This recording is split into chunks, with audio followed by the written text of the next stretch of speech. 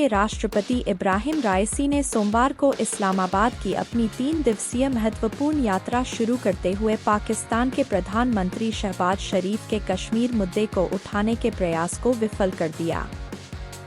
संयुक्त प्रेस वार्ता के दौरान अपना प्रारंभिक वक्तव्य देते हुए शरीफ ने इस्लामाबाद और नई दिल्ली के बीच कश्मीर विवाद पर पाकिस्तान का पक्ष लेने के लिए ईरानी राष्ट्रपति को धन्यवाद दिया।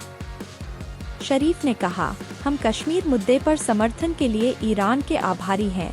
उन्होंने कहा कि दोनों पक्षों ने आपसी हित और क्षेत्रीय चिंता के मामलों की पहचान की है और सहयोग करने पर सहमति व्यक्त की है।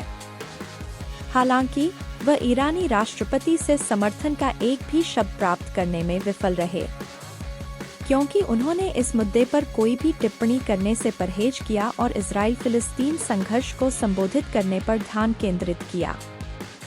उन्होंने कहा, अब यह स्थापित हो गया है कि कैसे संयुक्त राष्ट्र अपने आदेश को पूरा करने और गाजा में इजराइल द्वारा निर्दोष फिलिस्तीनियों के चल रहे नरसंहार को रोकने में विफल रहा है।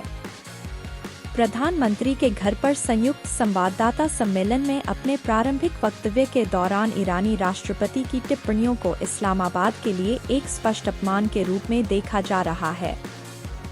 क्षेत्रीय और वैश्विक खिलाड़ियों से कश्मीर विवाद पर समर्थन जुटाने के उसके बार-बार प्रयासों के कारण पाकिस्तान को ईरान और भारत के बीच संबंधों के बारे में बेहतर पता होना चाहिए।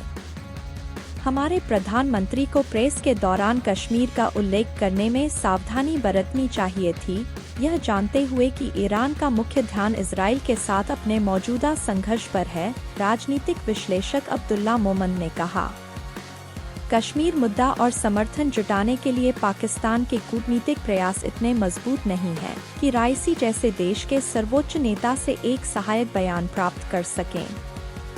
यह देखना काफी शर्मनाक था कि हमारे प्रधानमंत्री ने कश्मीर विवाद पर सहायक रुख के लिए ईरानी राष्ट्रपति को धन्यवाद दिया।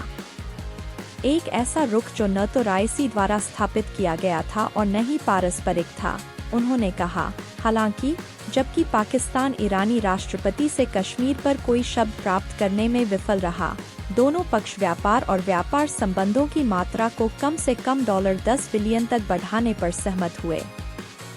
राइसी ने प्रेस के दौरान कहा, हम उच्च स्तर पर संबंधों को मजबूत करने के लिए प्रतिबद्ध हैं। ईरान और पाकिस्तान के बीच आर्थिक और व्यापार की मात्रा स्वीकार्य नहीं है।